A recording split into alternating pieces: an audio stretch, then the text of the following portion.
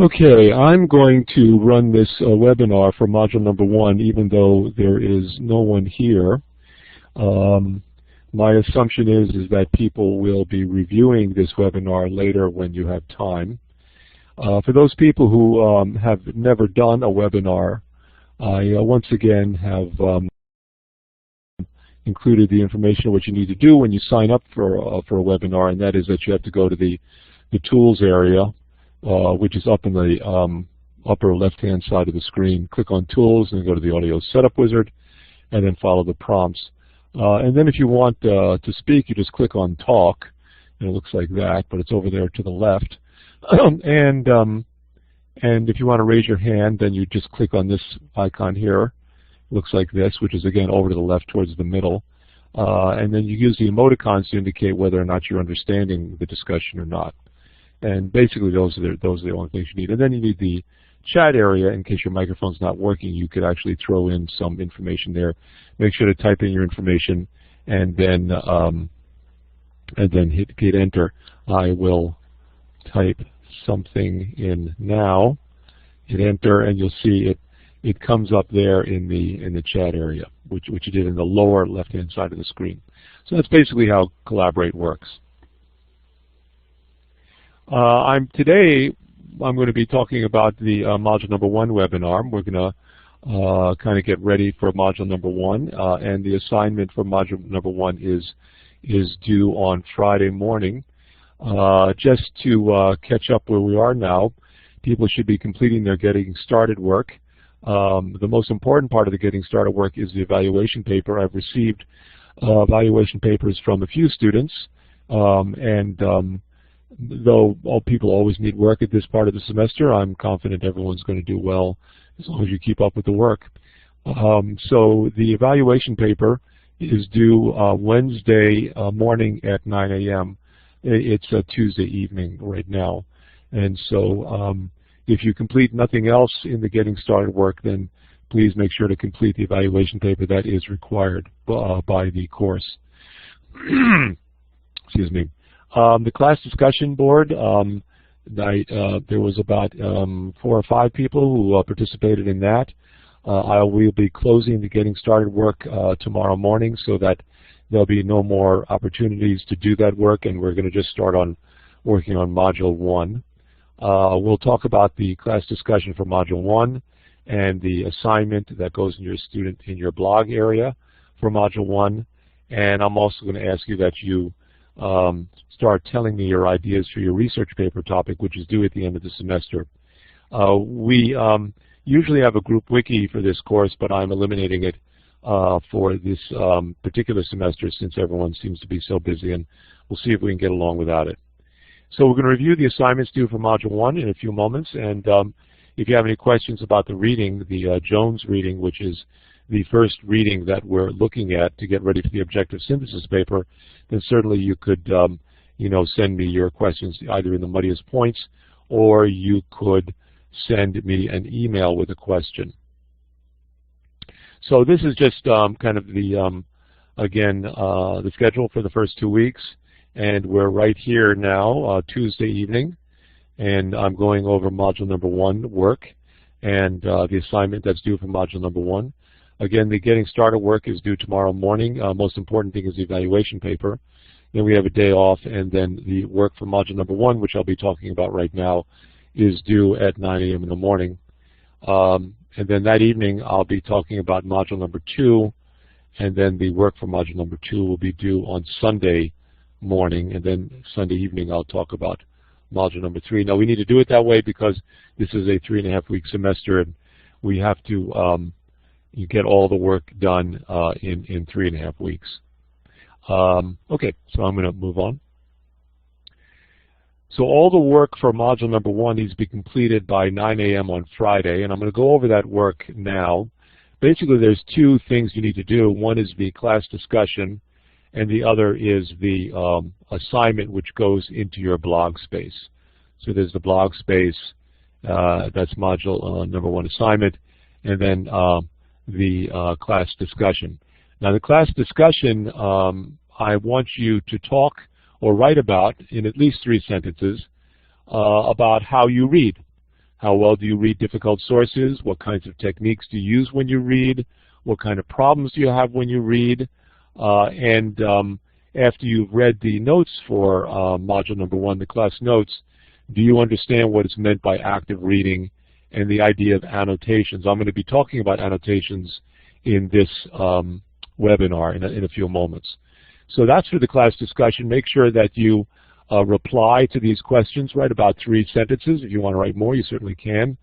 And then you want to read what 2 other students said in answer to this question and reply to them, writing about a sentence, but you certainly can write as much as you want to replying back to other students in the class. So that should be done first, and this should be done after you've gone through the notes and the slideshows for module number 1. The module number 1 assignment, which again you are going to post into your blog, and we're going to be using the permanent blogs from now on, the study group blogs, and I have created study groups for you based on your schedule, and you can find your name and the area in which you're going to post your assignment into a new blog which you will title module number 1 assignment. And then you're going to include these 3 things. There's 1, 2, 3 things, and this 4th is optional. But this is the work for module number 1. So basically what we're doing now is we're reading the Van Jones article, which is one of the 3 articles we're going to be reading for the objective synthesis paper. And you're going to read it carefully and you're going to annotate. And so we're going to practice annotating as we read these 3 articles. I will want you to submit objective annotations for all 22 paragraphs. Now, I'm going to discuss the objective annotations, and this will not take very long because as you read the article, you're going to write down the notes, and then you'll move from one paragraph to the other. When you've done this and you've annotated it, you will then have a good understanding of what the article is about. We'll also talk about subjective annotations, and they're talked about in the notes for module number 1, and I'll talk about them briefly here. So there's 2 kinds of annotations, the objective annotations and the subjective annotations. We'll talk about both. The objective annotations are the most important. Now in your blog, I'll want you to share just a segment of the annotations that you did for this particular article, and what you'll do is you're going to work in a table format, and you're going to enter in your annotations, and then you're going to highlight the part of the table that you need to share in your blog, and then you're going to copy it and paste it into your blog.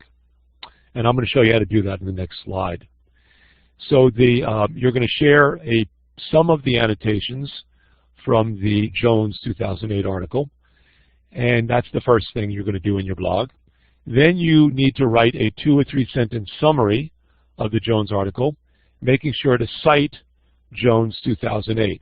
If you're confused about how citing is, and I'll talk about that also, you can go to the Hacker and Somers textbook, page 638, and it describes how to cite a book with one author.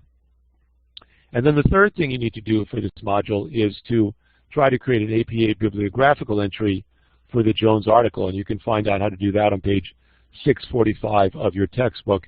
This is the textbook here. It is in the syllabus. It's listed there, and you're going to need that in order to complete the assignments for the course. Okay? So I'm going to talk a little bit more now about annotation. Here we have a paragraph, one paragraph from the Jones 2008 article, which you'll be reading for module number 1. And though you don't need to read it right now, though you can pause the webinar if you'd like, if you're listening to the recording, and read it. But you'll notice that this is the original in here, and then we have annotations over here and annotations over here. Now these annotations are circled because I feel those are the most important for understanding what's going on in the article. Let's first talk about the subjective annotations, which are basically what's going on in your head. What are you thinking as you read this paragraph? For instance, you might be thinking, are all oil companies so backward? You might be thinking, Van Jones likes to use dramatic language. So these are things that are going on in the reader's head. These are not things going on in the writer's head, not going on in Van Jones' head, who wrote this. So that's subjective annotations. You can also, in subjective annotations, include things like, I don't understand this word, or I disagree with what is being said here. All those would go over here on the subjective annotation side. On the objective annotation side, this is what the writer is saying. This is what the source is saying.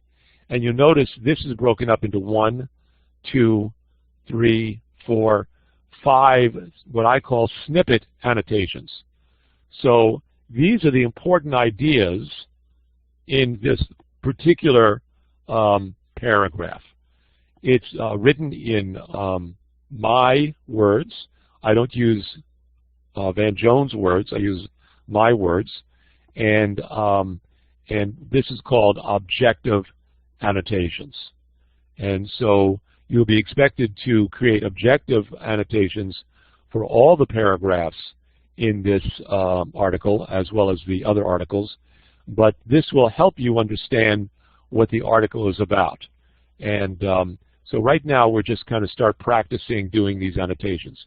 So objective annotations next to all the paragraphs, but the subjective annotations you can just throw in as you feel you need. You don't need to do that, but you do need to focus on the objective annotations.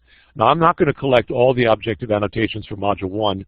I'm just going to ask you to share a few paragraphs of these subjective and objective annotations in your blog. Let's take a look at another example of subjective and objective annotations. Here we have another paragraph from the Jones article. Notice this time, this comes from paragraph 22 of the article. Notice this time I color-coded each of the pieces of the paragraph. And so I thought that there was one idea, there was a red idea, and then there was a blue idea, and then there was this black idea, and then there was this green idea and a purple idea, and then this idea down here.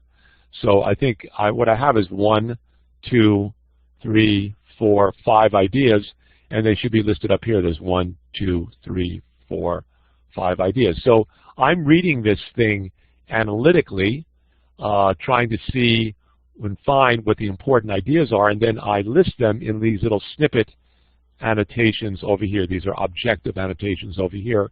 And then I'm going to be using this later when I want to paraphrase this paragraph. If I want to paraphrase it, then I use my annotations to create that paraphrase. But that's for later. We're not doing that right now. Of course, the subjective annotations are what's going through my head. These are questions that I'm having, like, for instance, what does retrofit mean? The difference between subjective, what's going on in the reader's head, and objective is what the writer is saying.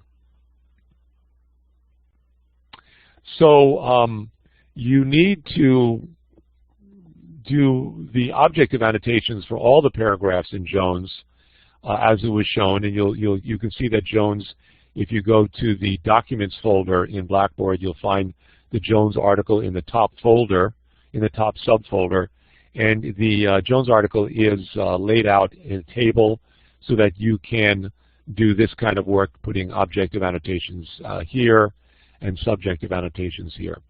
But for the module work, for Module 1, I just want you to share a few of the paragraphs that you worked on with the annotations. So for Group 1, I'd like to see paragraphs 3, 4, and 5. Group 2, paragraphs 7, 8, and 9. Group 3, 11, 12, and 13. And Group 4, 15, 16, and 17. And I've lessened the work here. Usually I ask for more paragraphs to look at, but since again we're under the gun here, I've made it only 3 paragraphs rather than the 5 or 6 that I usually ask for. Okay. So here is, for instance, of what you'll be including in the module. You're going to be including your subjective annotations if you if you want, but there should be objective annotations in each of these boxes here, and then you're going to highlight that section of the reading, copy it by hitting Control-C, and then you'll open up your blog, a new blog, and you'll click Control-V in the body area of the blog, and then your selection will be posted there in the blog. Make sure to save the blog after you have posted your work. And then, of course, you can go and look at what other people in your group have done, what work they have done. On Friday morning, I will take a look at this work. Starting about 9:30, I will look and add my notes in caps in each of the blogs, so you can see what I am, what my feelings are, what my attitude is about how well you did this work. And then, of course, you can improve it for next time. Now, the second part of the blog work is I'd like you to summarize very briefly the entire Jones reading. So in about 3 sentences, if you want to do it in 2 sentences, that's fine. I'd like you to summarize Jones' reading, but I'd like you to also make sure to cite. And so I included here how you can cite a book by one author. So here the citation is in the sentence, according to Jones, and then followed by the date. By the way, the date is 2008, not 2005. I made a mistake here. According to Jones, 2008, the economy and environment are linked. So that might be 1 sentence in the summary. Or you can cite like this: one expert writes that the economy and environment are linked, and then the citation goes afterwards. You'll notice it's very simple. It's just the last name of the author, comma, the date of publication. Here, it's the last name of the author and the date of publication in parentheses. So that's very easy. The third thing I asked you to do is to come up with a bibliography form for the Jones book. And if you go to page 647 in the Hacker textbook, you'll see how that's done, but you're going to need the last name of the author and the first initial, the date of publication, title of the book in italics, and place of publication and the publisher. And with this information, you can create the bibliographical entry or the reference entry for the Jones article. So these are the 3 things you need to include in your blog. Your annotations, of course this needs to be filled in, right? And then a brief summary of the article, 2 sentences will be fine, making sure to cite Jones at least one time in that summary, and then an attempt at a bibliography for the Jones book. Again, you can go to page 647 of the textbook, and it will show you how to do that. So those are the 3 things that go in the blog for module number 1. Here are the groups that I've put you in. I have developed groups based on the time of day that you work, and the only group, these people here I never heard from as to when you worked, and so I kind of stuck you over here. If I put you in the wrong group, we can always change that around. But you can find your blog within your group. So you go to Student Blogs, find your group, click on View, and then you can start a new blog there. I went over this in the notes for module number 1 in the slideshow. I'll quickly go over it right now. Basically, the semester is broken up into 3 parts. The first quarter of the semester, we're writing the objective synthesis paper, learning how to read actively, how to annotate, how to paraphrase, summarize, synthesize, attribute, how to quote correctly in an academic format. And we'll be using the first 5 modules to help you get prepared to write that objective synthesis, which will be based on the idea of the environment and the effect of greenhouse gas in the environment, and the effect of greenhouse gas in the economy, and the economy on the environment. So it's those kinds of articles. And we'll be working on that for the first 5 modules. We will also be working on getting your research paper together, coming up with a topic, coming up with a research question, looking for sources for your research paper, and we'll spend at least half the semester working on that. And then the last about quarter of the semester, maybe even a little less, we'll be revising and finishing up the drafts of your paper. This is how the grading works. So You can see how that works. It's also in the syllabus. And so that's the work for the semester for module number 1. I am going to quickly switch over to my desktop, and I'm going to show you where the blog is, just in case you don't know. So the modules are right here, and you can see module 1 is here. I'm going to open module number 1. Here's a description of module 1, but then you open the folder and first go through the notes and the slideshows. That's all in this folder here. Then the class discussion is here. The prompt is here. You click on class discussion and then answer that question and reply to a couple other students. That should not take that long. And then the assignment is here. You just click here and you can see the assignment written up. Notice that we're not doing the group wiki, so you'll have less work to do than in normal semesters. Okay? Then when you're ready to post your work for the module number 1 assignment, you'll go to the blog space, and then you'll go to the study group. The temporary groups are going to be closed tomorrow morning. You'll go to your study group, you'll click on View, and then when you're ready to post your work, you'll click on New Entry. Up here you'll type in module number 1 work, and then here you'll paste in your work, the objective annotations, the brief summary with the citation, and the bibliography. And that'll be due by Friday morning. So I'm going to cancel that. All right. So I'm going to close the webinar now, and the recording will be available soon. And I hope I will see you all the next time I'll be online. Will be on Friday evening at 9 p.m. I hope to see you then.